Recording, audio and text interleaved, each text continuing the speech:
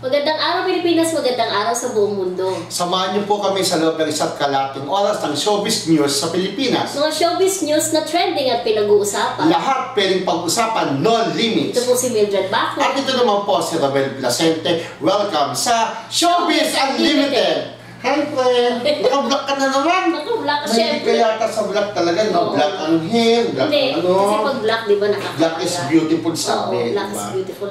And of course, di ba masaya tayo dahil hindi lang tayong dalawang dito. Yes, mamaya po makakasama namin ang kaibigan namin from Philippine Movie Press Club. Oo, Yan, isa sa ating mga close friends, di ba?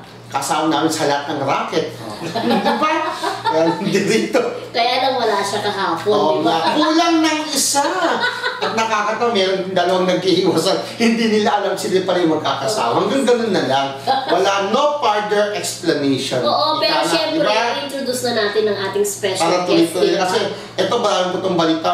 Mabenta po ito sa mga press cons, diba? Correct. Sa ibabalita po namin mamaya kay Sara Labati, andun po siya. Kaya siya mismo, kung yung person in po. Correct. May balita po tayo tungkol kay Sara Labati, ay sa mami niya, kay Tita Annabelle, of course, kay Willie Revillame, ay de las Alas, Derek Ramsey, Amalia Pentes, Pauline Luna, at sino pa? Oo. At Sino marami pa? pang iba. Siyempre, Marami ating pang blind iba. item, huwag mong kakalimutan. Yeah, ang blind item po manggagaling sa aming guest.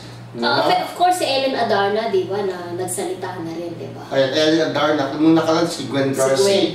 Zamora. Lagi ako nagkakamali. Gwen Zamora rather, no? Oh, so ito na natin, anyway. Ito natin bago tayo magpaalam, di ba? Mag-commercial. So, ito na po, ang aming kaibigan mula po sa Philippine Movie Press Club. Kasamahan po namin isa po sa Board of Directors ng PMPC.